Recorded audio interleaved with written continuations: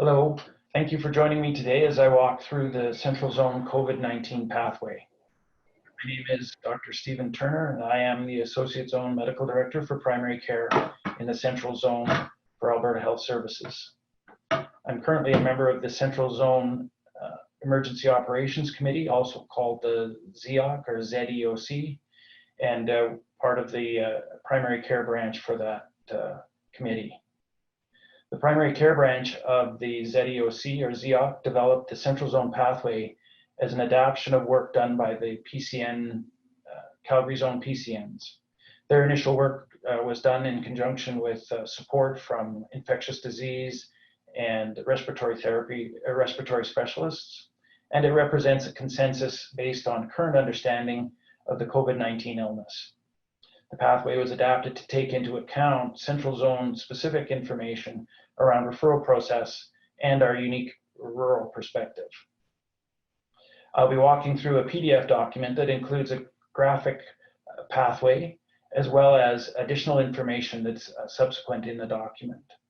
A number of the links that are built within the PDF rapidly move you to the appropriate content to provide further information as we move through the pathway. There are references at the end of the document that describe in further detail some of the information that was used to create this pathway, as well as appropriate information related to the various topics in this pathway. This pathway is intended to support virtual surveillance of patients who have been identified as having COVID-19 illness, or suspected to have COVID-19 illness with ILI type symptoms. We anticipate that the primary care physician will need to maintain surveillance for their patients for at least 2 weeks, and through that time provide daily or every other day interaction with some of these individuals to ensure that they remain stable at home. This may require physicians to work with their colleagues or call groups to support periods of time when they are not immediately available themselves to provide this surveillance. You may also wish to work with your PCN to look at how PCN resources can be leveraged to provide some of the surveillance that's necessary. When we look at the document that's in front, you'll notice that there is a pathway, and at a number of places along the pathway there are highlighted these buttons. These are rapid links that move you through to other important information within the document. And so there are quick links regarding the details, provider resources, and patient resources that you can rapidly move through the document to once it's open in a PDF reader. And so once we have an identified individual who is positive and has a COVID illness, it's important that they be followed for 2 weeks to ensure that they do not get into trouble as a result of their illness. We expect that the majority of this surveillance will occur as a virtual an appointment.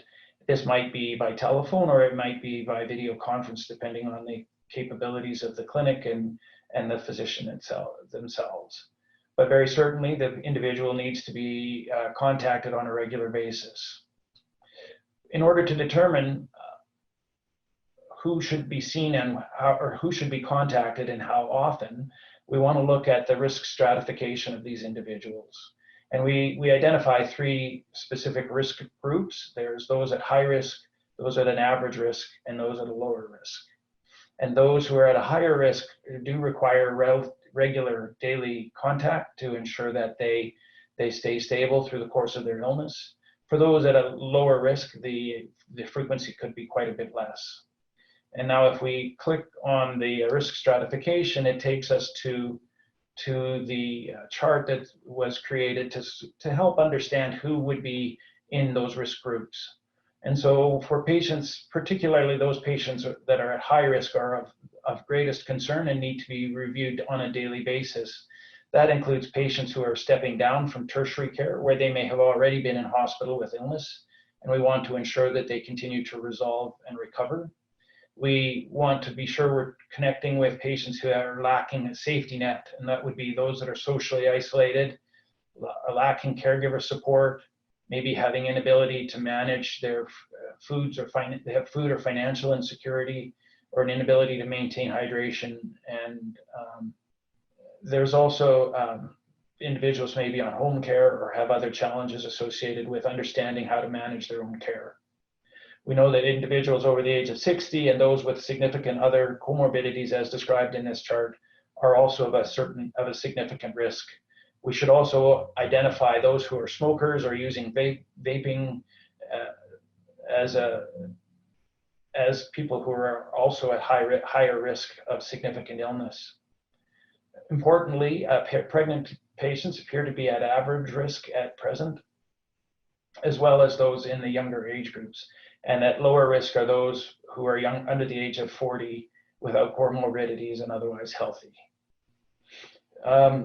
Once that we've identified their risk category, we want to determine their health status as of the day of contact. So the patient may continue to feel well, have limited change, and depending on their risk, you would consider a brief questionnaire that we can touch on in a moment. If they're having concerns, they're feeling worse, then we want to screen for particular red flags that would identify the need for further intervention, which may include consideration for an in-person assessment in some form.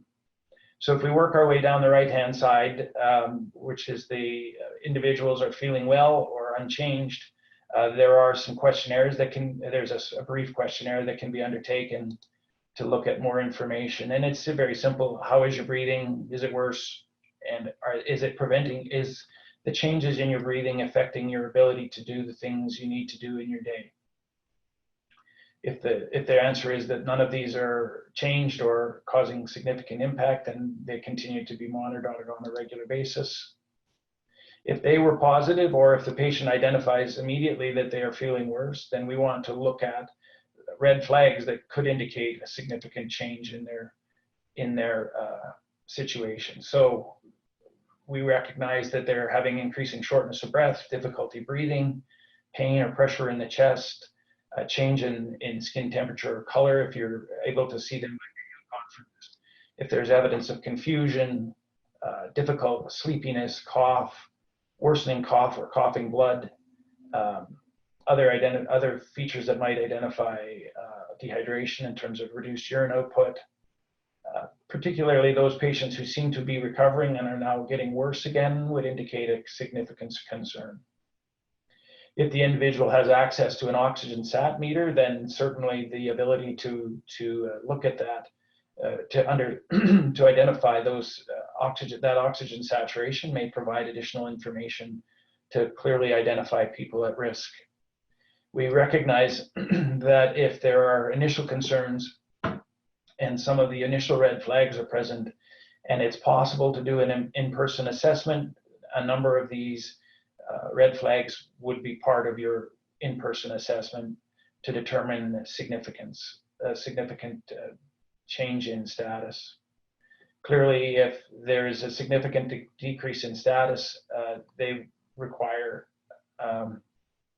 further assessment, and that may require treatment in an emergency department for more in-depth assessments.